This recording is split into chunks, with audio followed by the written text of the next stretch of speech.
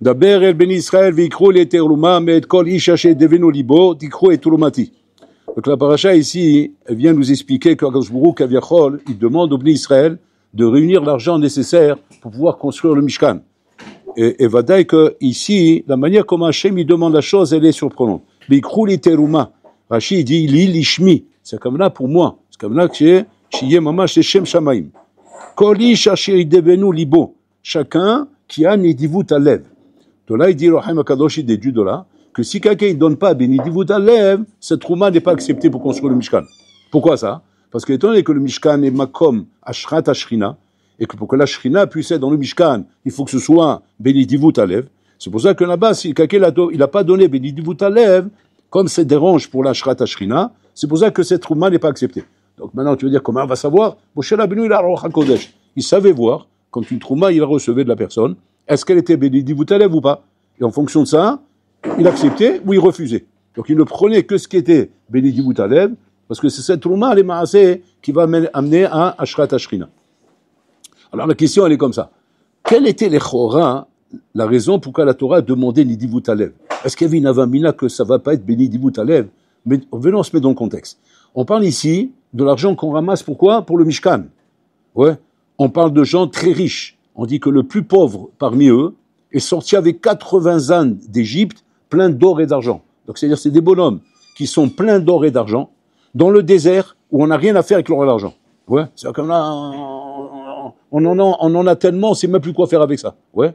Et maintenant, ces gens-là, je leur demande maintenant de donner une trouma pour construire le Mishkan. Donc c'est même pas de l'argent que tu vas dire, c'est pour aider des trucs, des œuvres, des trucs. Non, c'est pour le Mishkan, c'est pour vous.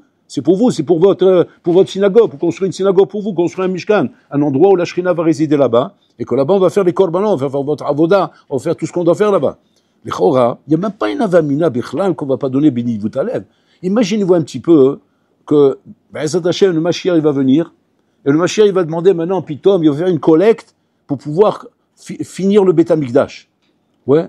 Et attention, il va dire maintenant, attention, il faut donner le bon cœur, vous ne donnez pas de mauvaise. C'est pas dingue qu'on va donner le bon cœur. Tout le monde va courir. Tout le monde va courir, va donner ce qu'il peut donner, chacun ce qu'il peut, mais va être de bon cœur. Il y avait une avamina de penser que je vais me retrouver ici avec des donations ou des dons que je vais recevoir des gens, bichlal, pas de bon cœur.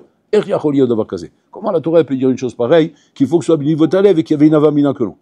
En fait, les Mfarshim, ils expliquent ici en vérité que l'homme ne doit pas oublier qu'il est banouy mi nefesh vegouf. Il est construit avec son nefesh, qui est chelek elokam imal, que lui, ce nefesh, il est mamash neshama teorai, que là-bas vadaï, tout est leshem shamaim, tout est de bon cœur, tout est mikol alev, il n'y a pas de safek là-bas. Mais par contre, il y a le gouffre. Et dans le gouffre, rabotai, il y a les midot.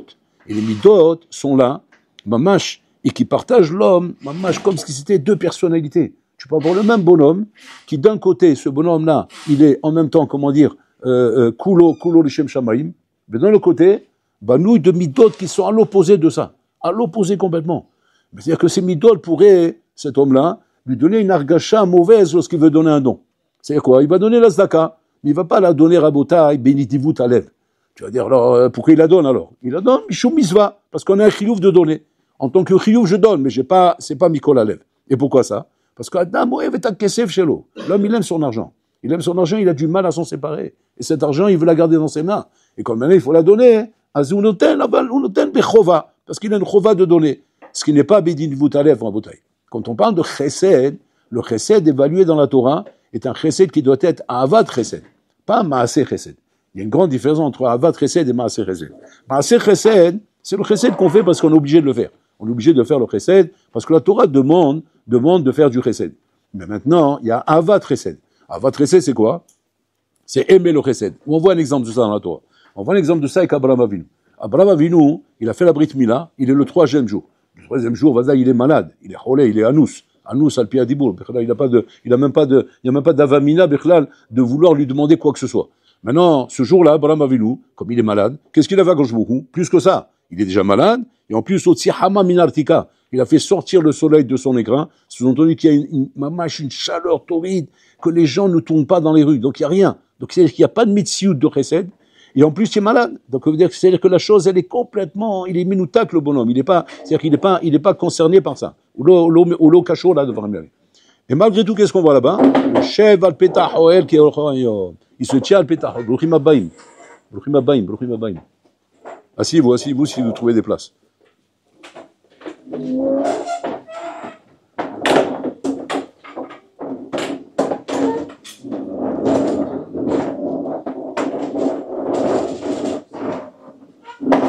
Bruchim Abaim. Alors voilà, donc j'étais en train d'expliquer. Asseyez-vous. Donc j'étais en train d'expliquer le lien des midot chez un ben Adam, les midot, c'est le trait de caractère chez un homme, combien il peut être me'akev dans sa vodat Hashem, et combien il peut déranger dans la vodat Hashem. Comme on voit ici dans la paracha, vikrouli trouma, benidivut alev, qu'il faut donner benidivut alev, là où a priori il n'y avait même pas une avamina, que les bénis Israël, lorsqu'il s'agit de donner cet argent et ces dons au Mishkan, un avamina qu'ils vont pas donner, vadek qu'ils vont donner a priori de bon cœur. La Torah vient me témoigner que quoi? Que c'est pas quelque chose qui est automatique. C'est pas quelque chose qui est automatique qu'on va donner de tout son cœur. Et pourquoi c'est pas automatique? Tout simplement parce qu'il y a les midot chez la personne. Et les midot me'akvot, c'est-à-dire qu'il peut y avoir à Botaï, au niveau du da'a de la personne, l'ashkafa de la personne, un birour clair à ce niveau-là. Chez Barour, la dame, ma chovato be'olamo. Le bonhomme, il sait très bien qu'il doit étudier, il sait très bien qu'il doit faire les misot, il sait très bien qu'il doit faire la volonté d'Hachem. Aval les midot me'akvot, les midot, ils sont me'akev.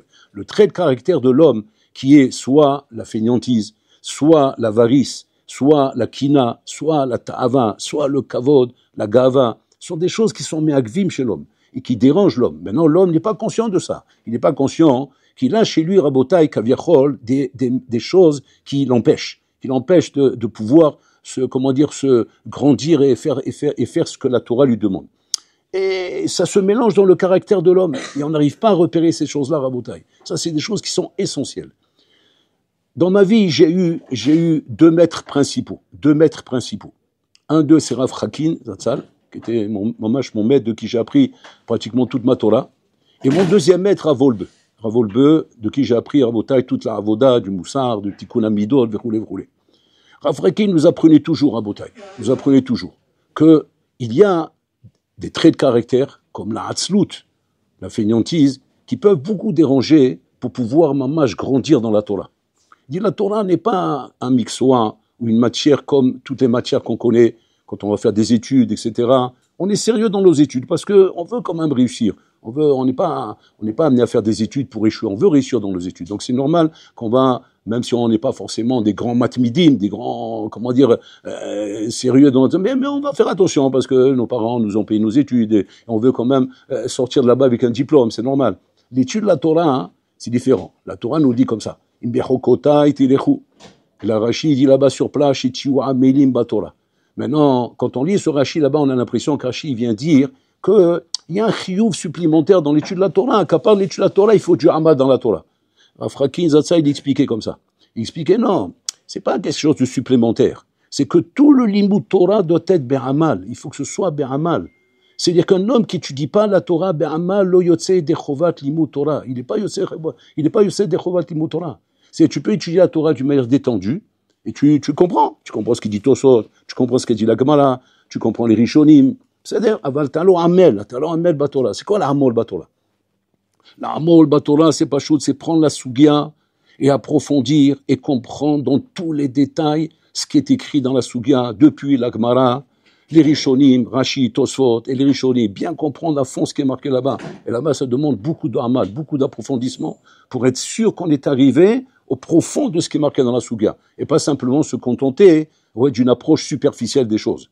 Et ça, Rav Hakin, je me rappelle ces paroles, une fois dans un shiur, parce que j'étais dans son shiur aussi. Et dans ce shiur, il avait dit comme ça, Rav Hakin. Il avait dit, sachez une chose, que l'amol batorah, ça béyoter caché, mais la avod, que de travailler un travail forcé, des travaux forcés à Botaï, sous un soleil ardent, comme il avait été, parce qu'Rav Hakin, il faut savoir qu'il était prisonnier militaire, et donc il faisait des travaux forcés là-bas. Et là-bas, il dit, on travaillait sous le soleil, on devait lever pour faire les chemins de fer, pour faire des trucs comme ça, et c'était très, très, très dur. Et il dit, croyez-moi, Rabotai, que le travail que j'ai connu là-bas, il est beaucoup plus facile que le hamal qu'on a dans la Torah, que le hamal qui exige la Torah, Rabotai. Arbe yoterkal. Donc, c'est-à-dire que dans la Torah, il y a une première difficulté, qui est le hamal dans la Torah. Ça, c'est la première qu'on rencontre à Botaï. Dans notre yeshiva ici, bon, je vais un petit peu voir les yeshivas quand même, ouais. Dans notre yeshiva ici à Botaï, on met beaucoup l'accent sur le Hamal. Le Hamal de la Torah, les anciens élèves qui sont là peuvent raconter comment on met l'accent sur ça, en d'être, s'investir à fond dans les sugotes, approfondir et ne pas se contenter simplement d'une approche superficielle des choses. Quand les étudiants ils arrivent ici, Rabotai, ils arrivent après le bac, ils font un an, s'ils arrivent à trouver pitom du réchec dans la Torah, alors il reste un petit peu plus. Mais en tout cas, il faut que cette année soit faite à fond, c'est-à-dire que pour deux raisons. D'abord, par honnêteté vis-à-vis des parents, les parents ils t'envoient ici quand même après le bac, c'est pas pour chauffer les bancs, donc il faut que ce soit vraiment à fond. Et deuxièmement, comme on vient d'expliquer Rabotai, que l'imoud la Torah ne commence qu'à partir du moment où c'est du Hamal, qu'il y a du Hamal dans la Torah, et que là seulement tu vas trouver le goût dans la Torah. La Torah Rabotai, si jamais un homme n'étudie pas Be'amal Rabotai, cette Torah, Aleinu Rabotai, ne donne pas de goût à la personne. Au contraire, elle épuise, elle le fatigue. C'est-à-dire, c'est pas plaisant, c'est pas un kiff Rabotai d'étudier la Torah si on n'étudie pas Be'amal. Donc ça, c'est la première chose. La deuxième chose, c'est ce qu'on voit ici dans la paracha, c'est l'union des midot Rabotai, le travail des midot. Le travail des midot, c'est quelque chose qui est essentiel, Rabotai, dans l'évolution dans la Torah. C'est pas quelque chose qui relève de la chassidoute, ou qui relève de choses, Rabotai, qui sont des humrot, ou des idurim. Ça fait partie, Rabotai, du travail essentiel sur lequel un homme doit travailler. C'est-à-dire travailler ses midot. Moi, je me rappelle, Rafakin, il avait comme ça, à un moment, des anagotes très spéciales, au niveau du travail de l'Hatzlut, sur la fainéantise en Rabotai, alors qu'on dit, un grand homme comme Rafakin, ma Hatzlut, quelle Hatzlut il y a là-bas, il dit non, la Hatzlut, elle nous touche à tout, et moi aussi, je peux être touché par la Hatzlut, donc il faut faire très attention de travailler sur soi, dans ces choses-là, Rabotai, et de se rendre compte si très souvent, par exemple, quand je vais négliger d'être plus investi dans mon limoud, ou négliger de pas me lever le matin comme il faut à l'heure pour être arrivé au Pétamidrash, comme c'est marqué là-bas, mamash, que la kima du matin doit être mamash, comment dire, comme un harrier, comme un lion, gibor carrière Rabotai. Tout ça à cause de quoi? Tout ça à cause de la Hatzlut Rabotai, à cause de la fainéantise. Donc on voit ici, mamash, que on a un travail à faire Rabotai, et ça c'est ce qu'on peut acquérir quand on vient à la yeshiva. Quand on est zoché de venir à la yeshiva. Après le bac Rabotai, cette année de yeshiva, elle te permet de comprendre les obligations basiques qu'un Yehudi doit avoir dans sa vie. Et qu'après, il y en a qu'un ami qui a compris ces obligations, même si après, il va partir de la yeshiva, il va faire des études, il va travailler. Mais chez lui, ça sera pas chou, Rabotai. Quand la place que la Torah doit avoir dans sa vie est une place primordiale. Primordiale, avant tout, Rabotai. Dès qu'on doit travailler, dès qu'on doit avoir une parnassa, c'est normal, c'est tout à fait normal, parce que, imen kemar en Torah. Seulement, il faut comprendre que l'étude de la Torah est la place principale, la place essentielle. Il faut absolument avoir Rabotai, une habitude, prendre l'habitude d'être kové à la Torah, d'avoir donné une chashivut à la Torah. Alors tu vas avoir ceux qui vont, par exemple, connaître à travers la yeshiva, pitom, un cheshek miyuchad, bilimut Torah, shinasa libam, qui vont s'élever dans la Torah et qui vont vouloir continuer à rester dans le limut Torah, devenir des avrechim peut-être par la suite, vous voulez. Mais tout ça, ça doit être le choix du Baruch. C'est le Baruch qui fait son choix à Rabotai. Il n'y a pas de conditionnement ou de travail fait sur la personne pour le pousser à être ça ou ça. Chacun, mamash, les filles d'Arko, maché tovlo. Ce qui est bien pour lui, Rabotai. Ce qui est bien pour lui, il doit faire. Et si le Bola il c'est bien pour lui de reprendre ses études et d'être un homme qui va travailler et étudier, c'est comme tov. Seulement quoi?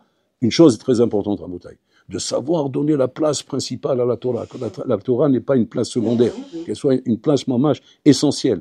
Et ça, Vadaï, combien de fois on l'a entendu de Rafakin, combien de fois il répétait Rabotai, aussi bien aux gens qui étaient mamash matmidim, des gens qui étudiaient toute la journée, et aussi bien aux gens qui étaient des balibatim, qui étaient kovéatim la Torah, de faire attention, mamash, le limoud soit mamash quelque chose qui soit écari dans la vie d'un homme, et que ce soit pas quelque chose, mamash, de tafel dans la vie de l'homme. Pourquoi? Parce que sinon, maintenant, tu passes vite à côté, on est dans un olam sochev, un olam Rabotai qui est comme un tourbillon, c'est un tsunami de ce olam Rabotai, à tous les niveaux, tant au niveau du fléau de la technologie qu'il y a aujourd'hui à Rabotai. Chez Mishmor, aujourd'hui, on parle beaucoup en ce moment du nouveau fléau qui est en train de sortir à Rabotai, la Bina Melchoutit.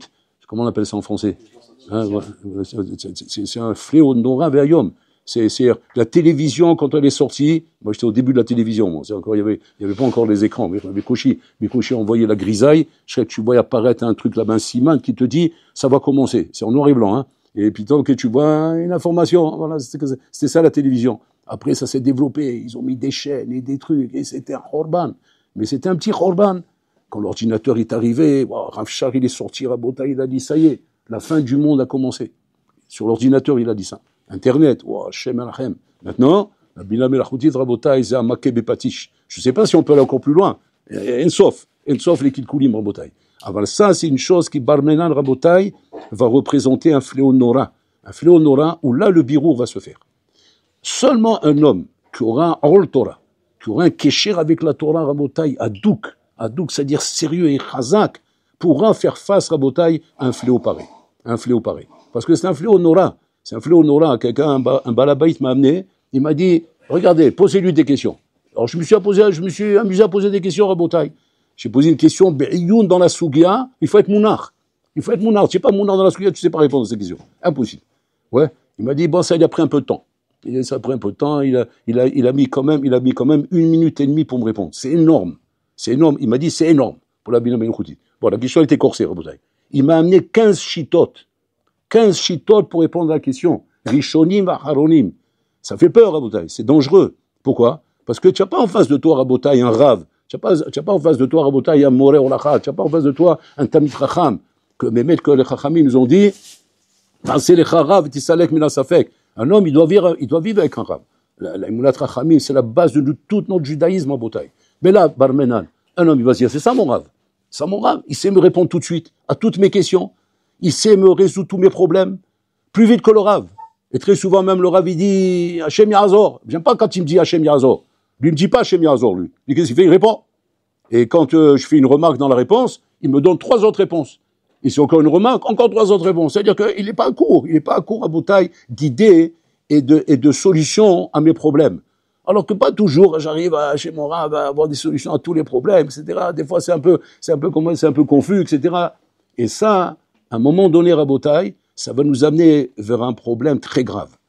Que le problème va être, comme on dit, il va falloir faire le choix entre une achinami, entre la imuna que tu dois avoir, que la Torah nous a transmis, que quoi, c'est les charav, rav, akavana, basar, vadam, un rav, Rabotai, qui est là devant toi, c'est ton rav, atamamin, bo. Et que ce rav et l'achinami, à un moment donné, tu auras même l'impression il n'a pas la compétence de cet appareil-là. Il n'est pas capable de répondre aussi vite, aussi loin, avec tellement de détails comme cet appareil. Et combien ça va être mes balbels le dor, la bouteille. Combien ça va être mes balbels, le bilboul et les nora. Surtout ceux qui ont des appareils, des iPhones, et chez Mishmor, qui sont ouverts à toutes ces choses-là, la bouteille. Et que donc le bonhomme, il est voué à lui-même. Qui va le surveiller? Qui va lui dire comment tu poses ta question? Qui va lui dire si ce que tu es en train de demander, c'est nahon ou pas nahon? Qui va lui dire maintenant s'il n'est pas en train de s'embrouiller là-bas et de se perdre là-bas dans des questions rabotailles qui peuvent l'amener à des taux de saot, à des résultats qui sont des résultats très mesoukanim rabotailles dans la vie, des décisions très graves dans la vie, où normalement il te faut un rav pour ça. Pourquoi? Parce qu'un rav ça relève de la imuna de chachamim. On sait très bien rabotailles que notre Torah c'est une Torah de massoret. Mais rav les talmid rabotailles avec la yirat shamaim, des midot et des exemples. Vous voulez? Moi, Rabotai, quand j'ai vu Rafakin devant moi la première fois, je savais que j'avais le Hafez Chaim devant moi. Donc c'est fini, on ne peut plus discuter avec moi, c'est fini. On est barouli, je sais où je vais. Je sais où je vais avec ça, Rabotai. Mais Bila Belahoudish, qu'est-ce que j'ai derrière moi? On va savoir qui se cache derrière ces grands là-bas. Ouais, un malade mental là-bas, Mahboul là-bas, avec tous ces ch'tiotes, avec tous ces bêtises qu'il a écoulées. Ils ont réussi à me faire un montage et à me donner des réponses comme ça par le Ménan. On va arriver à un stade, Rabotai, où le birou va être fatal. Fatal. C'est-à-dire la séparation va être fatale. Tu vas voir les gens Rabotai qui ont compris Rabotai, que le Derech HaTorah doit être un Derech Rabotai clair de Yirat Shamayim et de Emouna, où tu n'auras pas un achinami équivalent de ce qu'on va te donner là-bas. Parce que là-bas, c'est des choses sur le terrain, ça relève pas de la Emouna là-bas, ça relève de Tot Saot que tu vois sur le terrain Rabotai. Et là, tu vas voir Mamash Pitom, le piloug, c'est la séparation Hatsuma qu'il y aura ici, et combien il faudra faire attention Rabotai. Donc il faut faire très attention. On est dans une phase du Dor, dans une phase de la génération Rabotai qui est très, très mesoukene, très mesoukene. Combien les rabbanim ont crié à l'époque déjà, où on parlait Rabotai de petits progrès, de petites choses, qui étaient des choses qui paraissaient pas tellement dangereuses. Mais en vérité, tout est proportionnel. Vous aussi, ça vous paraît pas dangereux. Au contraire, vous voyez à travers ça que des bonnes choses, c'est parce que effectivement, ça peut aider à résoudre des problèmes intéressants de la vie de tous les jours, etc. Mais la sakana qu'il y a derrière, quand maintenant tu vois l'ampleur que ça prend, et la manière comment ça se développe. Shalom, je ne veux pas rentrer dans les détails, Rabotai. Ça, vous avez dû l'entendre, Bissama. Mais ça part dans tous les sens, chez Mishmo. Et la sakana, elle est très très grande. Aujourd'hui, on est devant un fléau, Rabotai. Un homme qui vient pas à la yeshiva, comme ça disait Rafrakin. Ayom, tzrichim la guia, on doit arriver à la yeshiva pour être Yehudi. Pour savoir qu'est-ce que c'est être Yehudi.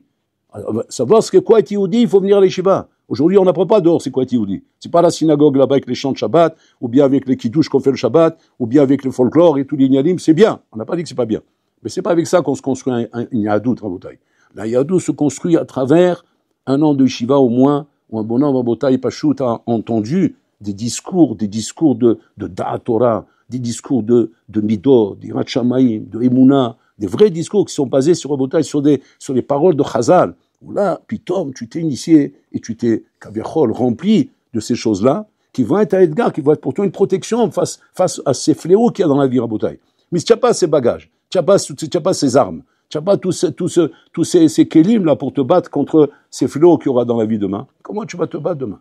Comment demain tu auras la force de respecter ta gvi'ut et tim la Torah, de ce que tu t'es engagé, tu la Torah, quand tu seras devant des missionnaires de la vie.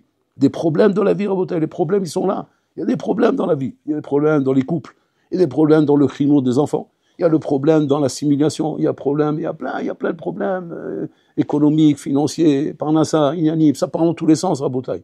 Si le bonhomme, Rabotai, il a pas des kinyanim, c'est-à-dire des acquis, Rabotai, dans l'importance de ce qu'il donne à la Torah, quelle place il a donné à la Torah dans sa vie, mais il fait pas le poids, il va se faire éjecter en 2 secondes, Rabotai, en 2 secondes, ce Olam éjecte, Rabotai. Et ça, Rabotai, c'est la chose essentielle, Rabotai, Baruch Hashem, vous avez des très bons rabbanim qui sont là pour vous transmettre ces choses-là, mieux que moi, Rabotai, mieux que moi.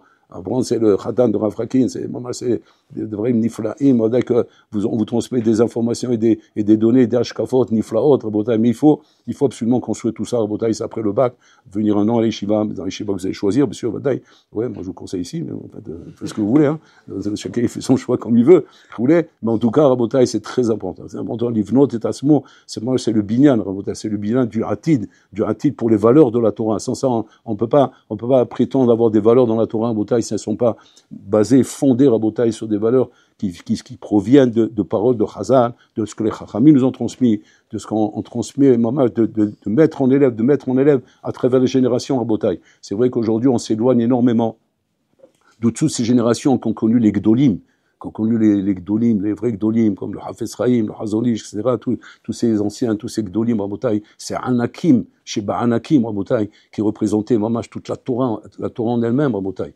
Et que quand on a connu au moins ceux qui les ont connus à cela, Rabotai, comme moi j'ai eu ce mérite, d'avoir connu ceux qui les ont connus, alors ça nous donne, Rabotai, vraiment une assise, ça nous donne, Rabotai, comment dire, une position barri par rapport à ce qu'on avance et ce qu'on dit, Rabotai. Mais, avec le temps, ça se dissipe tout ça, Rabotai. Tout ça est en train de s'effriter. On a presque plus, Rabotai, de transmission.